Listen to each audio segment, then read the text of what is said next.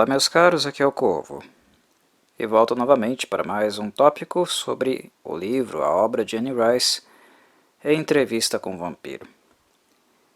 Este trecho da obra aborda justamente o fato de Cláudia se unir à dupla de vampiros, ao casal de vampiros Louis e Lestat, e constituir aí uma família.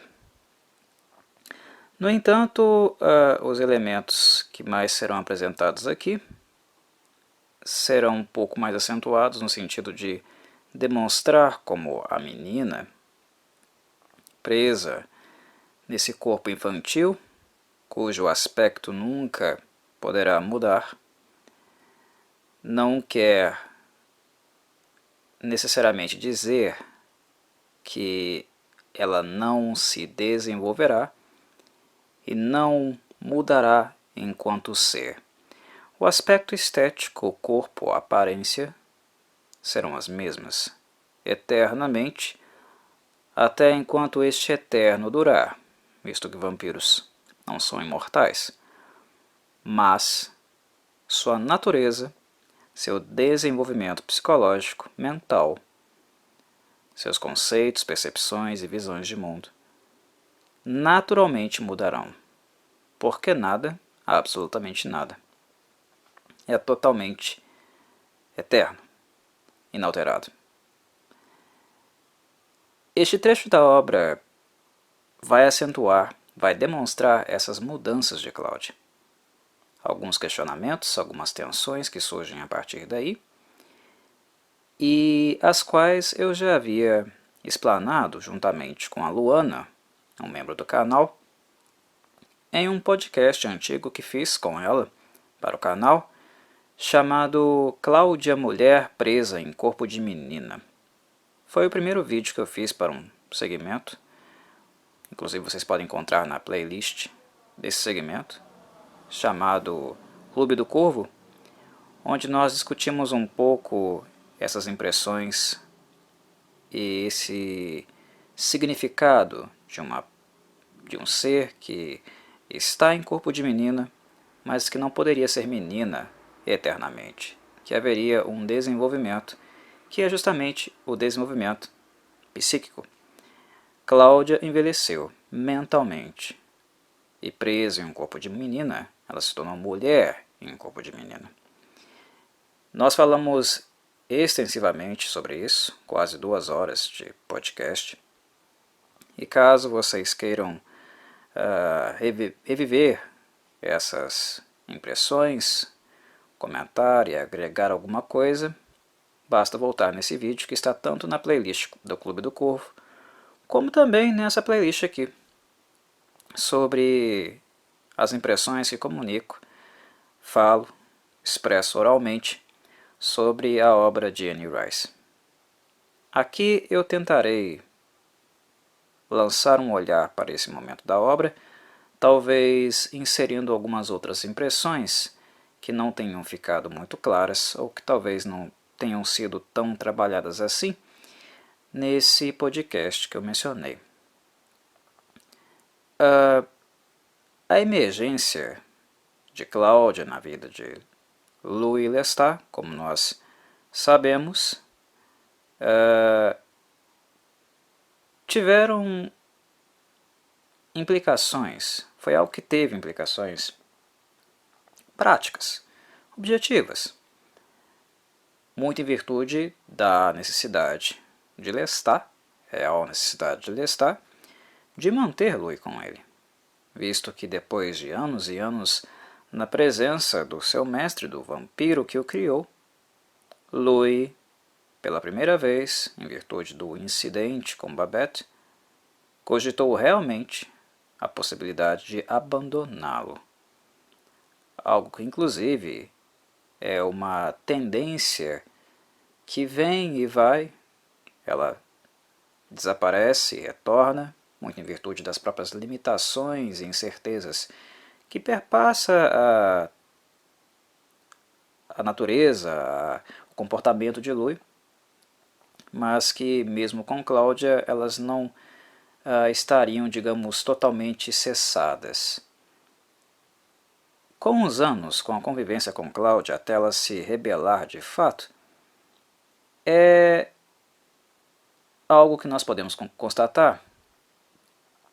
O fato de também Louis não ter flertado muito com a ideia, porque ele coloca de maneira bastante interessante que a presença de Lestat, embora nos primeiros anos, nos primeiros muitos anos, digamos assim, fossem algo que aproximava dele ou fizesse sentir mais asco do que desejo ou prazer, e mesmo que isso tenha se abrandado com a presença e inserção de Cláudia nesse relacionamento entre eles, que era algo que Lestat tinha como objetivo e diabolicamente conduziu a relação para essa inserção de um terceiro elemento e conseguiu atingir esse objetivo, porque Louis realmente conseguiu uma companhia mais adequada para ele e se viu no papel de pai, de amante, de instrutor, outros papéis que antes ele não tinha com Lestat. Então Lestat acabou atingindo o seu objetivo, diabolicamente, mas digamos que em virtude dessa ocupação, dessa necessidade de suprir papéis e também de exercer papéis, que é o que acabou enriquecendo um pouco o nível de experiência, de vivências que o Louis possuía, acabou, digamos, abrandando um pouco a cólera e a necessidade de exclusão da figura nefasta de Lestat de sua presença, né? É algo que nós podemos perceber. A ocupação de Louis e a experiência que ele tem em um nível mais amplificado, mais enriquecido em virtude da presença de Cláudia, acaba também abrandando um pouco essa necessidade de exclusão do vampiro mestre, porque agora ele tinha algo que antes ele não tinha, que era a presença de fato de uma companhia para a eternidade. Algo que é uma tendência que nós percebemos e acompanhamos em todos os vampiros, praticamente, da obra de Anne Rice, menos aqueles que enlouqueceram de alguma forma, né? Que é o caso. É algo que nós veremos e saberemos um pouco mais no livro seguinte, né? O Vampiro Lestat. Aqueles que não se tornaram insanos ou então não atingiram um nível animalesco, normalmente tendem a procurar uma companhia para a eternidade, até enquanto essa eternidade, digamos assim, dure. Não é algo apenas romântico como a expressão e a ideia possa comunicar, é algo além disso, né?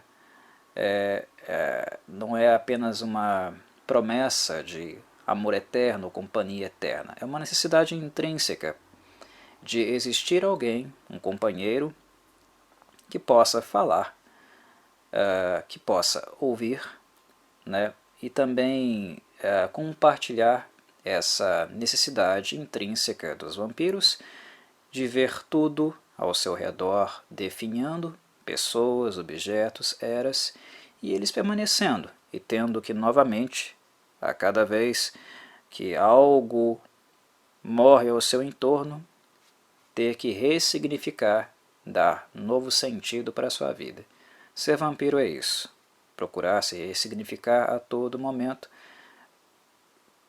buscar por um sentido para a própria existência, que é uma existência um pouco mais limitada, digamos, do que a existência humana, no sentido de ter poucos atores os quais se pode compartilhar essas experiências. Eles são muito mais evoluídos no sentido físico, perceptivo, na questão da inteligência. Eles vivem demais, são criaturas longevas e com propriedades físicas, digamos assim, os seus sentidos aguçados, os quais levam os vampiros a terem experiências muito mais profundas e intensas que os seres humanos. Mas o nível de partilha, de trabalho de ressignificação dessas experiências é limitado porque os atores são limitados. Na maior parte do tempo, os vampiros apenas entram em contato com outros seres racionais, cientes, personalidades com consciência, em virtude e por intermédio da morte, caçando, se alimentando. Então essa presença de um outro para ouvir, falar, sentir, ser o alvo de partilha é algo necessário para os vampiros. E é onde também eles tendem a expressar o seu amor. E isso Louis encontra com Cláudia, e é também um ponto onde Lestat consegue manter Louis na posição de seu companheiro.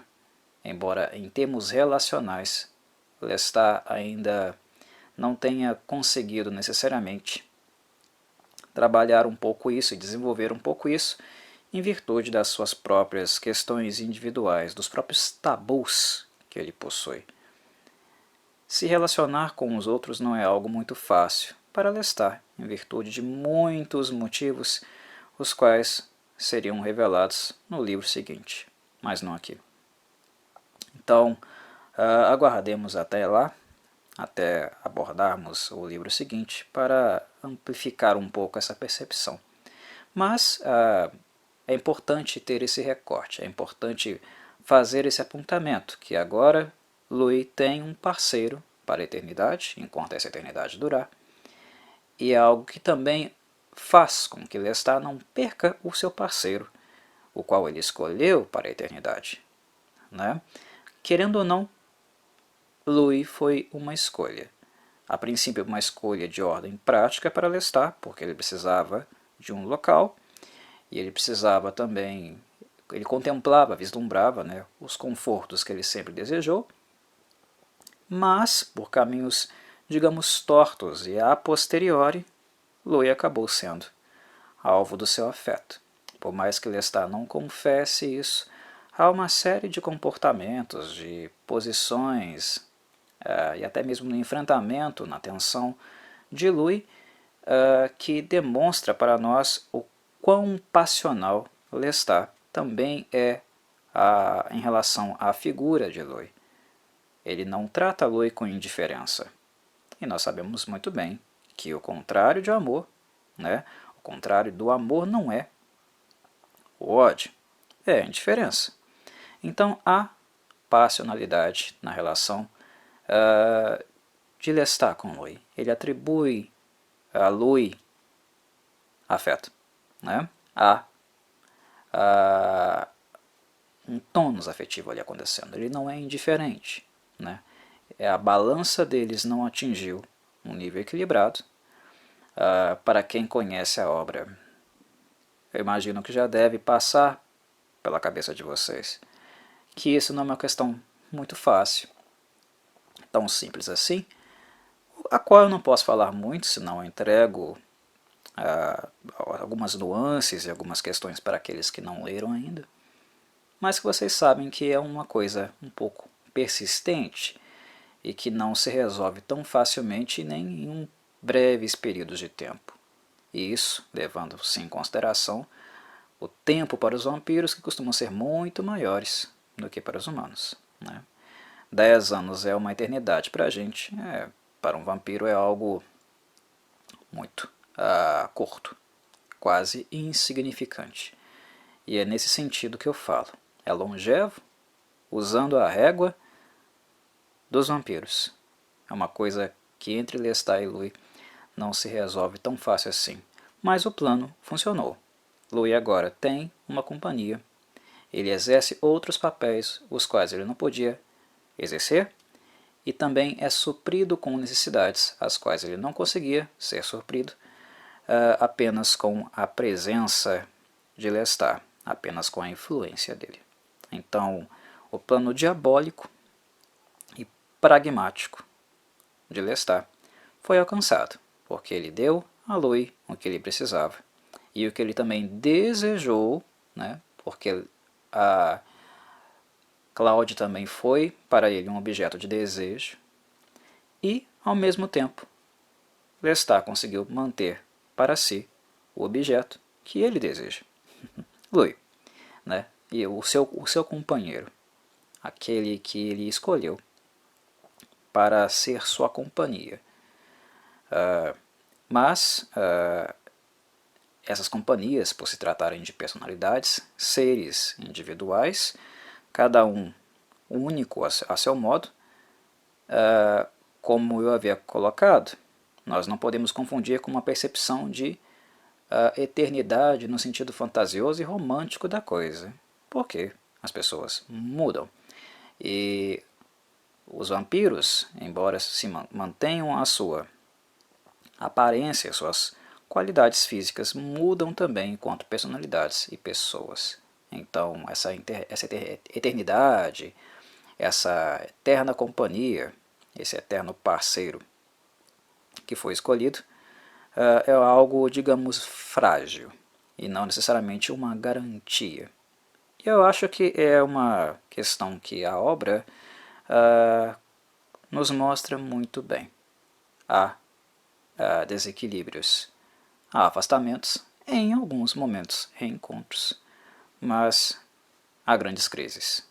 É algo que nós percebemos nas relações humanas, vemos acontecer com bastante frequência, mas também é algo que se estende para a experiência, a existência vampírica. Mas aí está, Cláudia, inserida nesse contexto. Uma coisa que eu acho importante também de abordar é o fato de nós percebermos algumas, eu não diria ingerências, mas eu acho que seria deturpações e uma quebra no desenvolvimento esperado de uma criança, em termos de desenvolvimento físico e emocional, que causam, digamos algumas perturbações e aberrações no construto da criança vampiro, no construto de Cláudia. Onde eu quero chegar com isso? Bem, quando nós colocamos a realidade em análise, quando nós fazemos uma análise mais fria da situação, nós temos que levar em consideração que Cláudia ela foi assassinada, como eu havia deixado claro anteriormente, foi assassinato. Tá? Não houve altruísmo nenhum na cena, né, da primeira vez que Louis a mordeu, na segunda vez, na transformação, nada ali foi altruísta. Eu havia deixado isso claro, se eu não me engano, no podcast anterior. Mas, né, houve também ao mesmo tempo uma certa interrupção, porque nós não podemos cair no erro de acreditar que Cláudia, ao ser transformada em vampiro, ela passou por um processo onde o desenvolvimento emocional, físico, enquanto criança dela, teria um contínuo. Cláudia foi morta com 5 anos de idade, e no momento que ela foi morta, o desenvolvimento dela não continuou, ele cessou. O físico, mas também o emocional, porque Cláudia, no contato e na vivência com Lestat e Louis, não passaria por um processo de desenvolvimento físico e emocional que uma criança normalmente passaria. Se nós pegarmos algumas teorias da personalidade, teorias psicológicas da personalidade, nós vemos que a formação do aparelho psíquico, da identidade, da personalidade de uma criança não é algo que se dá e que se constrói assim do dia para a noite. Demora-se muito tempo. Depende, perpassa por uma experiência de vivência emocional com a família, com os pais. Depois é algo que é amplificado, é enriquecido, encontra barreiras e necessidade de superação no segundo momento, que é na entrada da criança no ambiente social com regras, funcionamento, que aí a primeira vez seria por meio da chamada socialização secundária, né, que é quando as crianças entram no ambiente social por meio da escola, tem contato com outras pessoas e outras referências, e tudo isso vai contribuindo para a construção, né, digamos, a lapidação daquilo que viria a ser a personalidade e o aparelho psíquico, a estrutura psíquica de uma criança. É algo que vai sendo feito concomitantemente com o desenvolvimento físico-biológico de um ser. Cláudia não teve isso. E não teve porque, na medida em que ela foi transformada em vampiro, primeiro, fisicamente isso foi interrompido, embora psiquicamente, intelectualmente, não. Mas as referências em relação a afeto e lei, né, o nome do amor e o nome da lei e da censura, essa dinâmica seria totalmente diferente para ela, porque os seus referenciais seriam Lestat e Louis. E é algo que eu acho extremamente horroroso, é algo pavoroso mesmo, é voltado ao horror, ao terror, é o fato de nós levarmos em consideração que se trata de uma criança de 5 anos que está sendo inserida num processo, digamos, educacional, cultural, uma criança que está formando a sua identidade, a sua personalidade, por via do modus operandi vampírico, que é o modus operandi do predador. É uma criança de 5 anos cuja sua educação primária é a atenção, é atender o instinto básico, a necessidade básica de um vampiro. Matar. É uma criança que está sendo inserida e sendo educada por via do assassinato.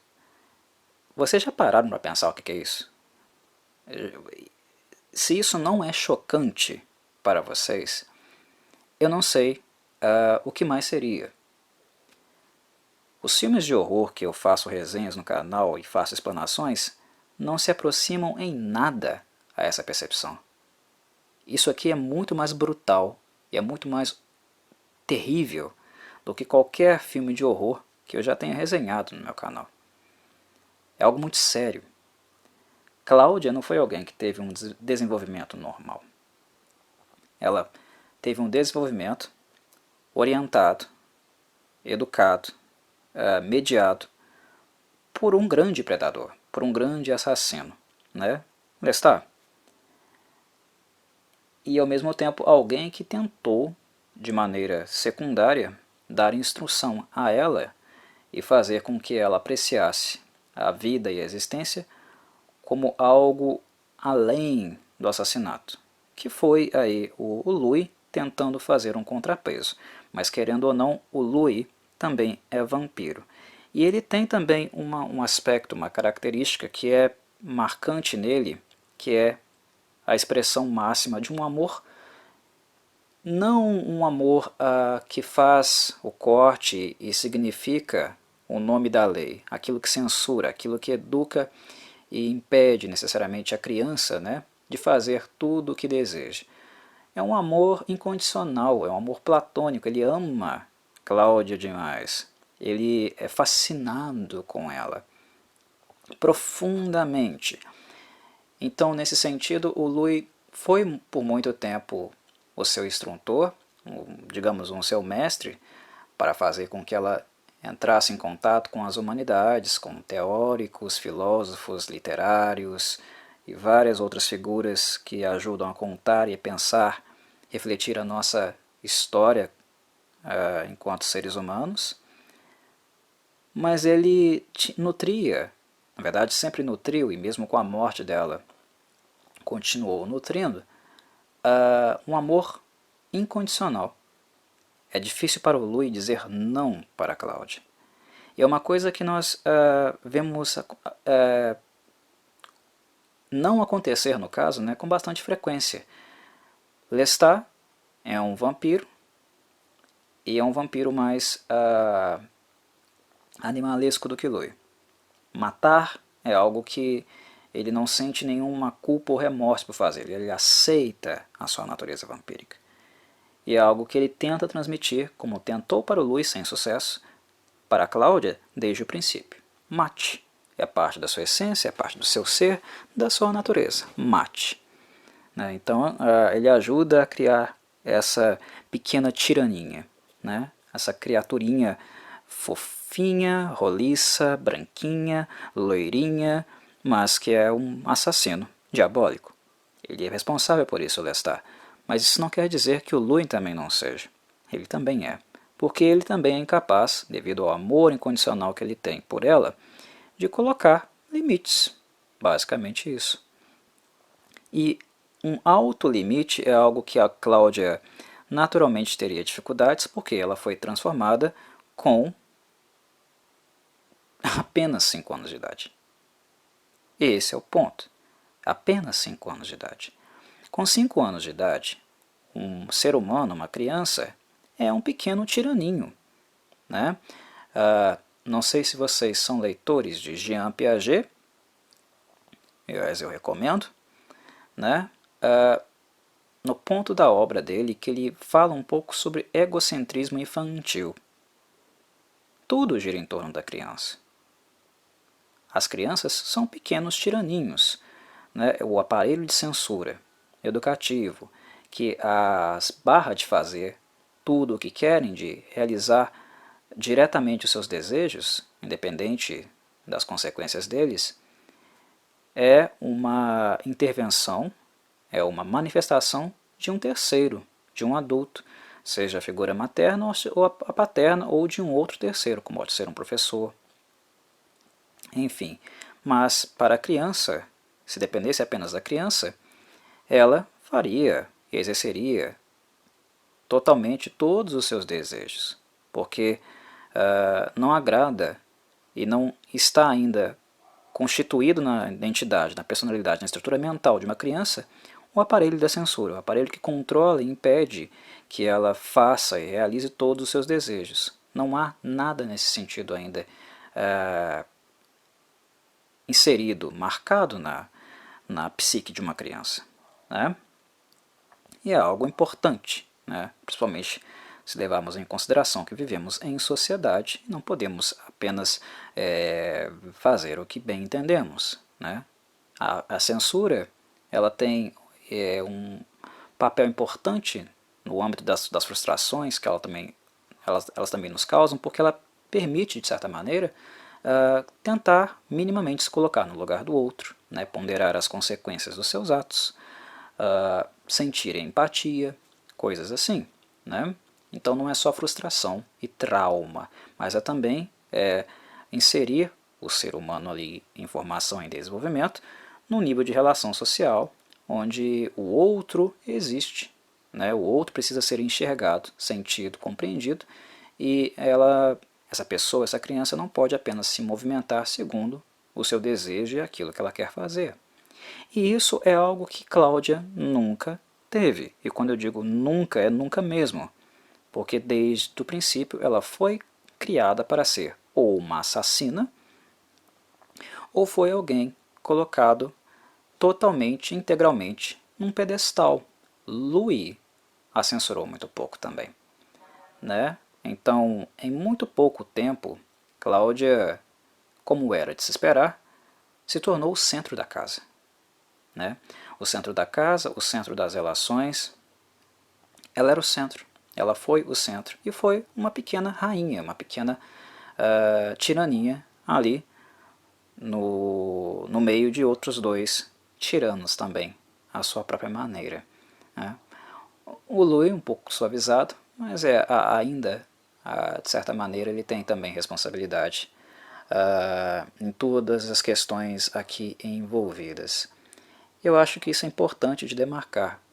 Percebemos essa distorção no desenvolvimento, né, que seria o desenvolvimento saudável de uma criança, que é algo que não se repete, é algo que não tem continuidade numa criança vampiro. Não acontece assim. Né? Isso é um fator importante de demarcar e não confundir. O desenvolvimento é diferente. Dito isso, os anos de experiência, a bagagem emocional, a aprendizagem e maturidade de Cláudia não necessariamente é interrompido por causa disso. A estrutura mental dela não é igual a de uma criança normal, não se forma como uma criança normal, mas ela continua ampliando, digamos, o seu repertório, não apenas de informação, mas também de comportamento, né, de habilidades que ela vai ganhando. A Cláudia sempre foi egocêntrica, sempre foi uma tiraninha, sempre será, mas é importante que nós percebamos também que ela se torna cada vez mais uma tiraninha rica em repertório, né? Aquela criança que não tem limite algum, ela vai a cada etapa, a cada ano que passa, refinando-se cada vez mais, deixando de ser, em tese, uma criança vampiro, abandona totalmente a marca do infanto e se torna uma mulher vampiro. Né? Isso não é interrompido porque Cláudia tem corpinho de menina, de criança, porque ela sempre terá um corpinho de 5 anos. Não, isso continua. E por isso a percepção, né, eu acho que é a clara percepção de Lui, e ele está correto, de que Cláudia é um vampiro, e muitas vezes que até dá ou deu, né, um certo espinho, um certo frio na espinha dele, né, por causa da maneira como ela se comporta predatoriamente, o jeito que ela caça, a ausência, né, de humanidade na percepção, nas sensações que ela tem, na visão que ela tem, que é inclusive algo, né, que a Cláudia joga na cara dele quando ela finalmente descobre o que eles fizeram com ela, que é algo que eu falei lá no podcast que eu fiz com a Luana, né, que ela percebeu, né, no rosto, na expressão do Lui, quando ela afirmou, disse a ele que o odiava por causa do que ele fez com ela, por ter se alimentado dela, que ela notou na expressão, no espírito dele, né, o sentimento de tristeza, que é algo que ela nunca conheceu e que ela nunca iria conhecer. Ela reconhece essas coisas, mas em sentido conceitual. Né? Ela é uma coisa você conhecer intelectualmente, né, entender intelectualmente um conceito, mas é outra você estar mergulhado, né, sensível, né, essa coisa borbulhar, fazer parte do seu ser. É muito diferente. Por exemplo, tem muitas pessoas que acreditam conhecer determinada cultura, o dia a dia e a vivência de um determinado grupo ou de uma pessoa em si. Mas uma coisa é você estar olhando de fora, saber o que se passa conceitualmente dentro daquele grupo ou na vida de uma pessoa e tal. Outra coisa é você estar inserido no processo, fazer parte desse grupo, ou sofrer, sentir na pele o dia a dia e a experiência, a vivência dessa pessoa. São duas coisas completamente diferentes. E fazendo essa analogia é basicamente o que nós vemos aqui com Cláudia. Ela entende, né, a humanidade do Lui, a expressão dessa humanidade do Lui, mas em sentido conceitual, porque ela leu, né? Ela foi educada por ele, né? Conceitualmente, mas ela nunca foi capaz de sentir de fato essas coisas, porque nela foi um processo interrompido. Ela não se desenvolveu enquanto ser humano e pessoa para que essas marcas, esses registros, fossem inseridos na personalidade, no aparelho psíquico dela. Né? Então ela entende conceitualmente, mas ser humano, né, e se manifestar, expressar humanidade, algo que ela vê o Lui fazendo quando ele sente tristeza com as palavras dela, é algo que ela compreende, mas é que ela não pode sentir, que ela não pode reproduzir. É algo que Lestat vê no Lui e admira, porque foi algo que ele perdeu. Ou outros vampiros que também perceberão isso e admirarão o Lui por isso, né? O vampiro que chora, o vampiro cuja cujos vestígios, né, algumas remanescências de humanidade ficaram nele. É algo bastante interessante, né? É algo bastante interessante de perceber. Eu acho que essas questões eu não cheguei a abordar profundamente quando eu fiz o podcast sobre a Cláudia, né, a mulher em corpo de menina, porque nós delimitamos a pauta, levamos ela para outra direção, mas que eu achei importante de serem colocadas aqui, né, porque esse processo de desenvolvimento é muito importante para entender como a dinâmica de Cláudia acontece e por que ela acaba fazendo as coisas que faz, né, se movimentando da maneira que se movimenta. Uma coisa que eu considero dúbia, né, um pouco nublada no momento da obra, nesse momento do livro, do manuscrito, é o momento justamente da revelação. Cláudia queria saber, Cláudia começou a se perguntar, né, a questionar sobre suas origens, e ela finalmente tem contato com ela, né, com a verdade em si, com o que foi feito com ela, o crime que foi cometido em relação a ela, né, uma criança totalmente desgraçada e ainda mais desgraçada depois, quando os vampiros chegam e se aproveitam dela, na medida em que Louis, por amá-la, né, não consegue esconder a verdade dela. É algo que o Lestat faria, sem problema nenhum, né, porque o Lestat não tem esse apreço e esse apego tão forte pela Claude. Mas o Louis ele não conseguiria fazer, porque ele a ama incondicionalmente. Ele não consegue vê-la sofrer. Ele mal consegue vê-la frustrada. É algo que o Louis nunca conseguiu. Ele sente, ele é aquele pai, coruja, né, o amante apaixonado, e o instrutor, o mestre que vê no pupilo, investe no pupilo de maneira tão pungente e emocionada, né, que vislumbra para ele um grande futuro, né, que seja o seu sucessor. É esse nível de passionalidade que existe na relação entre Cláudia e Louis. Então ele não conseguiria esconder isso dela, né, não teria como. Ele acaba revelando essas coisas para ela. Mas o que fica dúbio é que ao descobrir, né, ao finalmente saber da verdade, é a maneira como Cláudia se porta na avaliação e no peso que ela dá para as situações, né, de ambos os vampiros, tanto do Lestat e do Louis, no sentido de qual foi o papel, né, que eles desempenharam no crime cometido a ela, né, no abuso e no uso que fizeram dela. Porque Cláudia, até aquele ponto ali, nessas mais de 6 décadas com eles, o uso dela foi um uso objetal, né? A Cláudia precisa ser alguém, né? A Cláudia precisa de uma identidade, ela precisa existir para além, né, de um cordão umbilical que aprende ao Louis ou ao Lestat. Ela precisa ser alguém, ela precisa ter uma essência, na verdade ela tem uma essência, mas ela precisa ter uma emancipação maior em relação a eles, que é algo que, na medida que ela vai crescendo, ela vai manifestando aos poucos.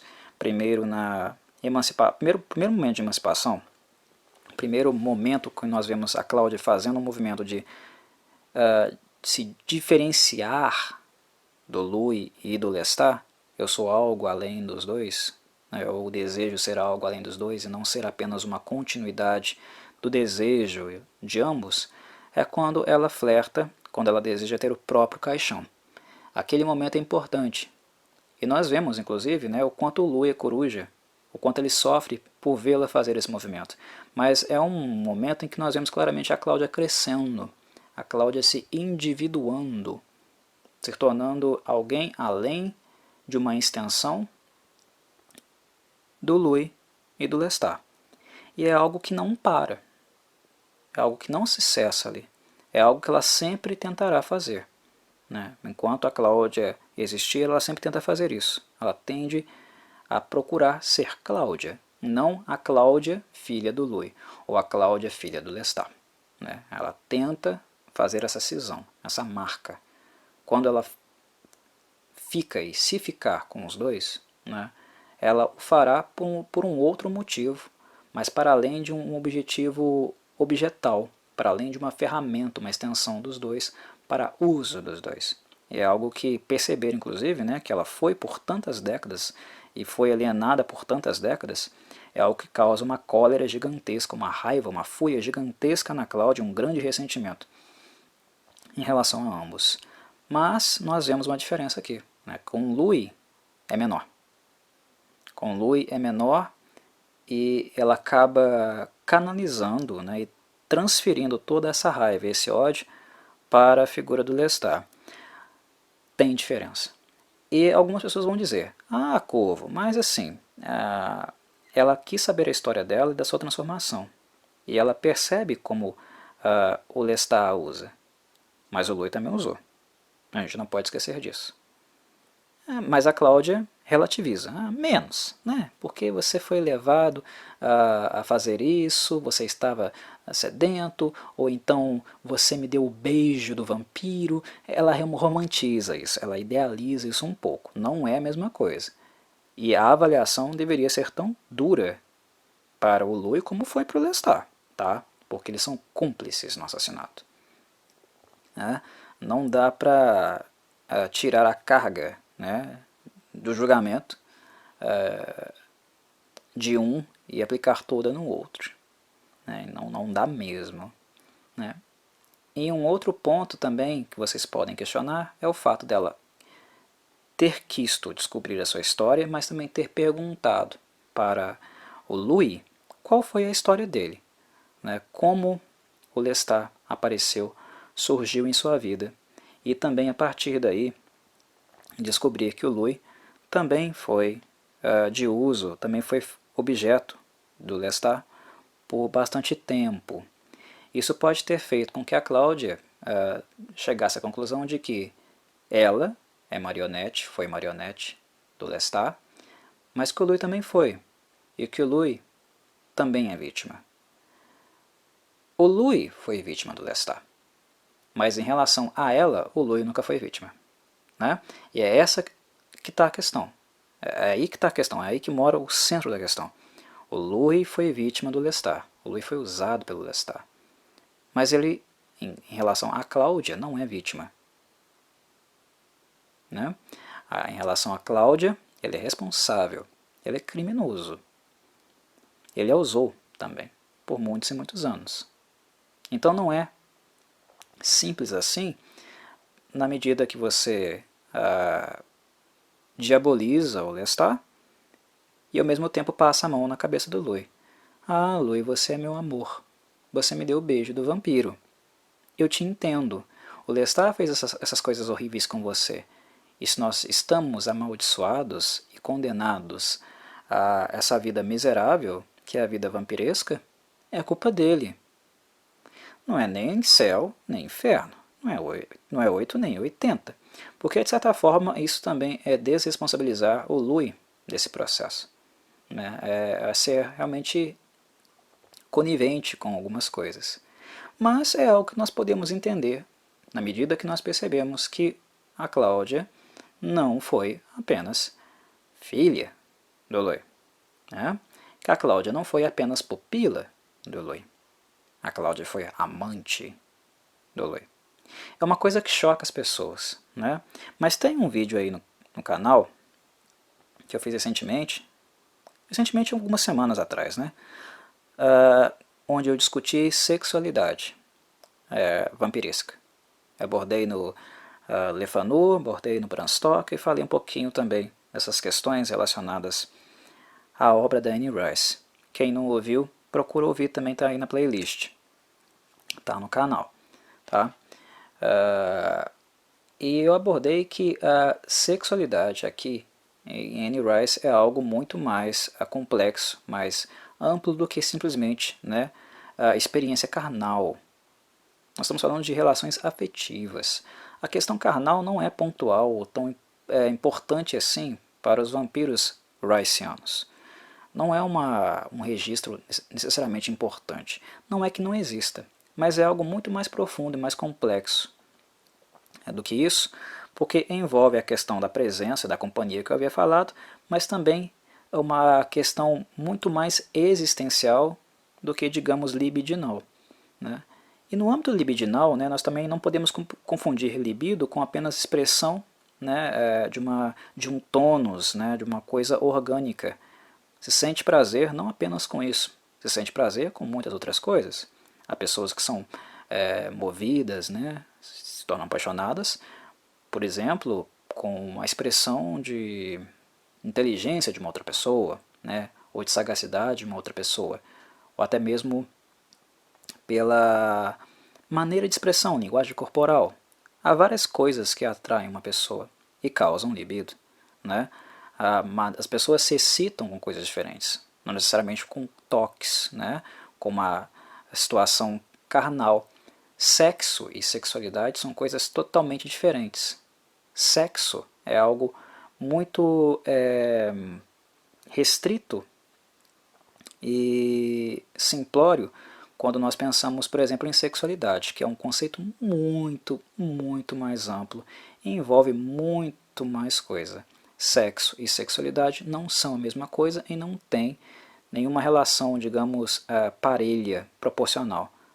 São duas coisas completamente diferentes. É mais amplo a noção de sexualidade. E é algo que serve de consulta, né, e referência para nós, certamente, é a obra do psicanalista, né, Sigmund Freud, pai da psicanálise. Ele é uma boa referência para nós pensarmos e refletirmos sobre isso, né. E a relação de Louis com Cláudia, no sentido deles serem amantes, choca porque nós ficamos com a ideia, né, de que a Cláudia é uma criança de 5 anos. E por isso ela é chocante, e de fato choca. Tá? A obra de Anne Rice tem esses traços ultrajantes. E continua tendo porque a imagem fixa da criança permanece. Né? Ela sempre tem 5 anos, visualmente. Mas mentalmente ela tem décadas e décadas de idade. Né? Então é uma coisa que incomoda, né? Uma coisa ultrajante, gritante, que sempre afasta as pessoas ou até mesmo indigna as pessoas, né, porque é uma imagem que pode nos levar, né, a uma sensação esperada, né, de repugnância. Né. Os dois são amantes. Isso causa repugnância porque é um homem adulto, né, uma criancinha pequenininha. Mas nós temos que entender que são os processos mentais, né, e temos também uma condição, né, fazemos um exercício de ler um pouco a ficção, né, e o seu conceito, né, o que de fato está acontecendo aqui. Não é um homem e uma criança, não mais. Pode até ter sido na noite onde ela foi transformada, né, pelo Louis, que é bem bizarro, mas não é mais. Né, a relação amorosa deles, né, se constituiu por outras vias. E vias não carnais, né? Não tem nada a ver com coito ou coisas desse tipo. Então não o confundam. Né? Quando as pessoas falarem sobre a relação afetiva amorosa entre Lu e Cláudia, né? Esse novo elemento que é inserido na trama familiar, né?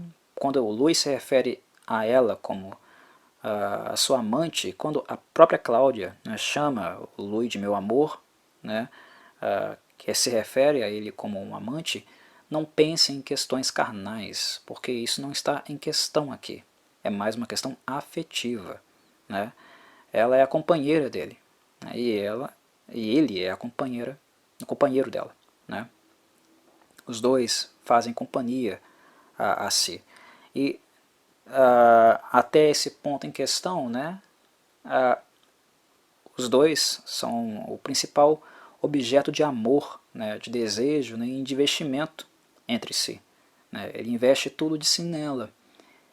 E ela também o faz em relação a ele. E basicamente, né, eles são tudo o que eles conhecem nesse sentido. Em termos afetivos, né, em termos de investimento amoroso. Ambos são tudo o que eles conhecem. Eles não têm outros objetos os quais eles possam endereçar, né, essa energia afetiva, né, esse amor, porque eles são solitários. Né, a dimensão que eles possuem é apenas a dimensão do mundo, do outro, que é o outro que me acompanha, ou seja, do Louis é a Cláudia e da Cláudia é ele. Eles são os objetos privilegiados do amor, né, que eles precisam expressar, né, que eles precisam dividir. Então, não confundam, né, não acusem a Anne Rice, por exemplo, de pedofilia ou incentivo à pedofilia, que são coisas que eu já vi por aí, né, eu já vi comentários nesse sentido, e não tem absolutamente nada a ver, nada a ver, ela não está fazendo isso aqui, ela não está incentivando isso aqui. É necessário ler a obra dela com um pouco mais de atenção, né, um pouco mais de percepção e profundidade, né, entender um pouco, né, que dimensão afetiva é essa que nós estamos falando aqui, para não confundirmos a autora, né, ou não acreditarmos a autora, né, a entendermos ela como uma pessoa que está fazendo um incentivo à pedofilia. Não tem nada a ver. Ela já foi questionada, criticada de N formas, né, mas por leitores que não necessariamente entenderam a sua obra e que muito menos também, né, na maioria deles, não tiveram muito interesse de fazer isso também. Né. Então, é uma obra realmente que provoca, né, que é, em certa instância, né, é inegavelmente ela é uma obra ultrajante, porque ela toca em temas muito escorregadios e sensíveis, mas é preciso ter uma certa honestidade intelectual para realmente entender o que a autora está tentando fazer, né, ao invés de apenas pregá-la na cruz. Né. Entendam um conceito, entendam o que está sendo trabalhado de fato, e não apenas avaliem, né, segundo um discurso externo moralista, sem entender necessariamente o que a autora está querendo expressar aqui. Né. São alegorias. Né. É importante nós entendermos vampiros como alegorias. Né. Não são simples personagens, né, ou algo que se traduz perfeitamente, né, simetricamente a outras questões que nós encontramos no cotidiano. É algo diferente. Né? Mas é basicamente esse o recado que eu queria dar. Enfim, é desproporcional.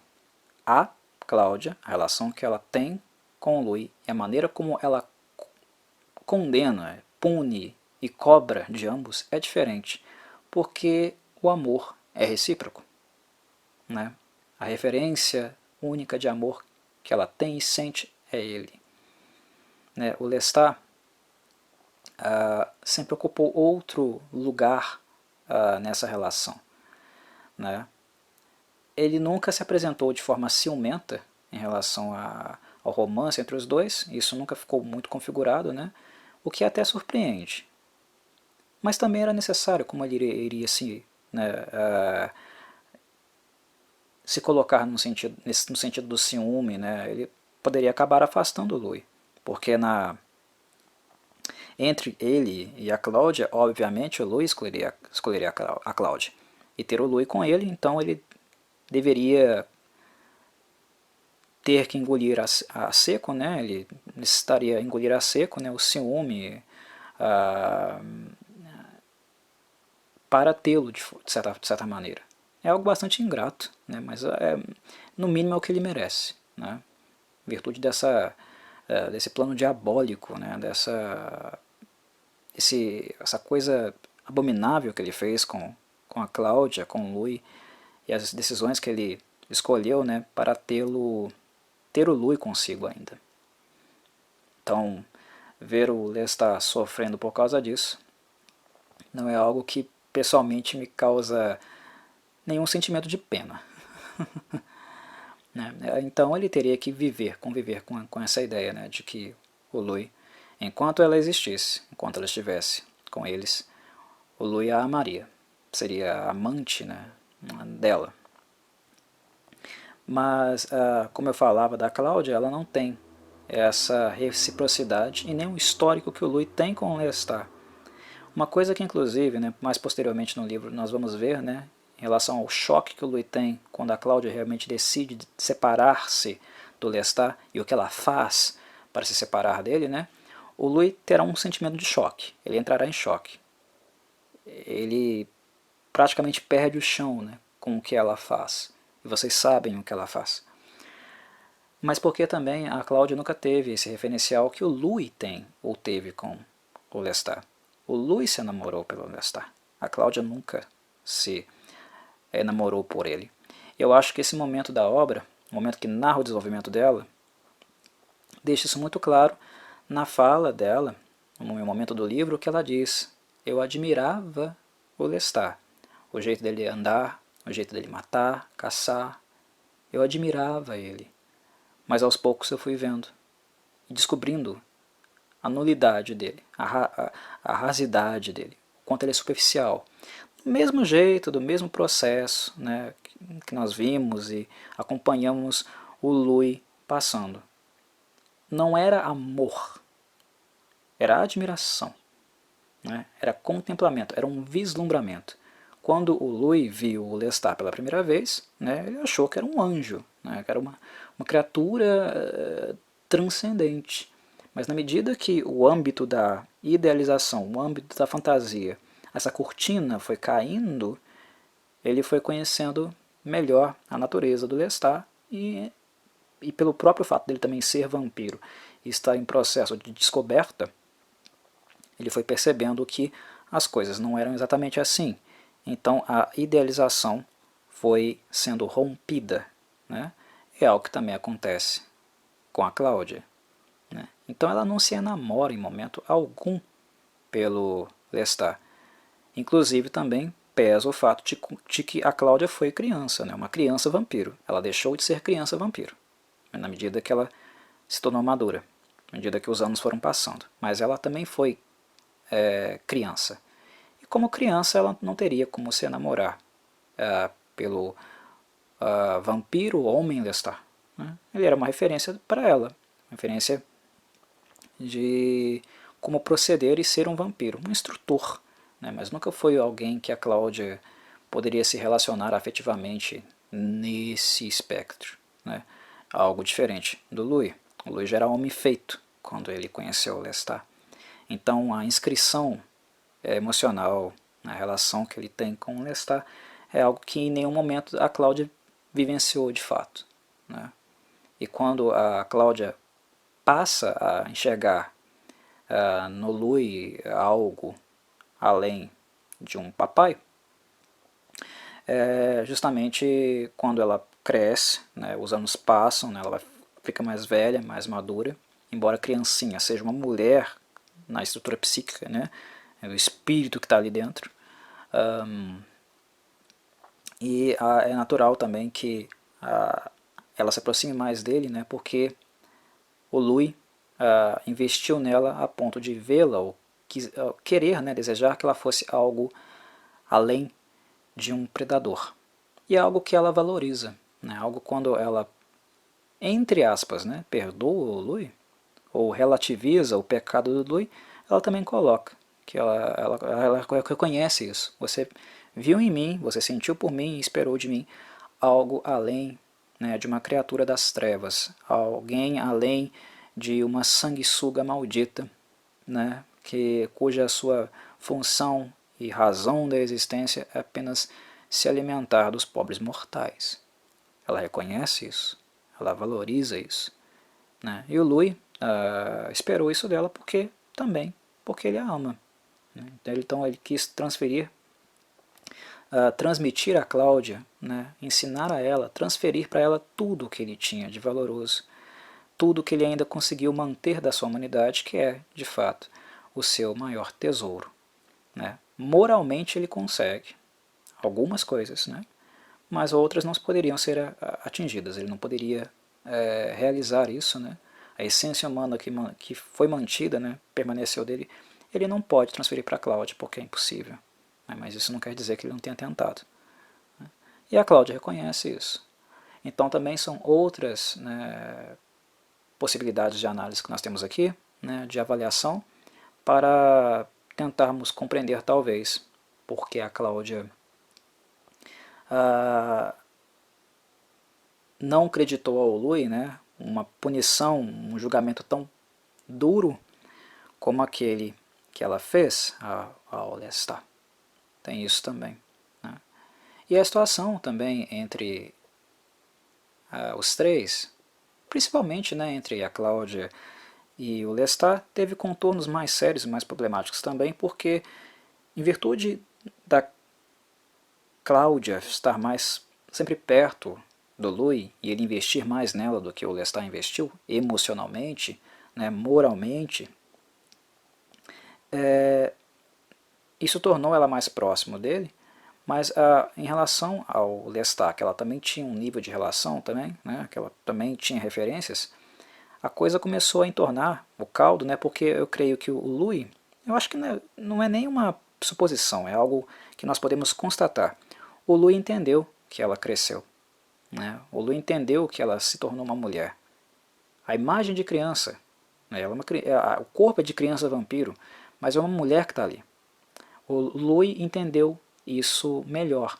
E embora ele tenha tido dificuldades de cortar o cordão umbilical que o prendia a ela, mesmo dolorido, mesmo sempre temeroso por perdê-la, né? É o principal temor do Louis, ficar sem ela, né?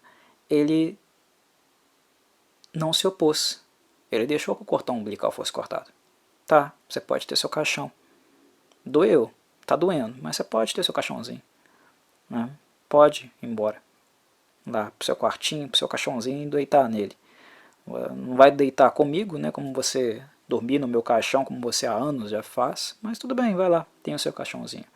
Os momentos de emancipação da Cláudia, quando ela tenta se afastar deles e descobrir-se ser uma pessoa independente deles, o Louis sofre, mas ele respeita. O Lestat não. O Lestat sempre a viu como uma bonequinha, como uma criança vampiro.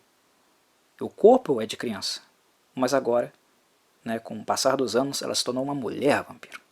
E ela precisou e precisa de movimentos emancipatórios. Ela precisa de diferenciação. Ela precisa se encontrar, se definir, se enxergar, para aí sim voltar como Cláudia para eles. E não ficar apenas e sempre sendo Cláudia uma extensão deles. Compreendem? Então essa dificuldade do Lestat, né, de não ver e não valorizar o movimento de emancipação dela, de tratá-la sempre como uma bonequinha, como uma criança vampiro, né, de não deixá-la realmente crescer, algo que o Louis sofreu, mas deixou, é algo que também gera muito ressentimento por parte da Cláudia. É algo que deixa ela realmente muito contrariada e ressentida. E na medida que ela ainda descobre, né, posteriormente, que o Lestat é o grande perpetuador, um dos assassinos dela, e responsável pela sua maldição, né, na vida vampírica, isso entorna de vez. Aí o troço explode de vez, porque ela já odiava o Lestat. Né, e descobrindo que o que ele fez com ela, exatamente o que ele fez com ela, e com o seu grande amor, o Louis, aí que o caldo entorna de vez. Né, aí que a bomba explode de vez. Acabou a paz. Já era. Né, seu conflito já era gigantesco, já era extremo demais a partir desse momento. Aí que as coisas ficariam feias para valer. Muito bem, meus caros, é isso. Espero que tenham gostado, né, os apreciadores vampirescos do canal tenham gostado, mais uma vez, de um podcast, um breve papo sobre um trecho, um momento da obra, e também espero que aqui as minhas colocações tenham sido complementares, enriquecido mais aquelas que eu fiz prazerosamente com a membra do canal, com a Luana, lá no vídeo chamado Cláudia, Mulher Presa em Corpo de Menina. Foi o primeiro vídeo que eu fiz para o Clube do Corvo, em parceria com um membro do canal, e que tenho planos aí de fazer mais no futuro. Ok? Um abraço do Corvo e até um próximo vídeo.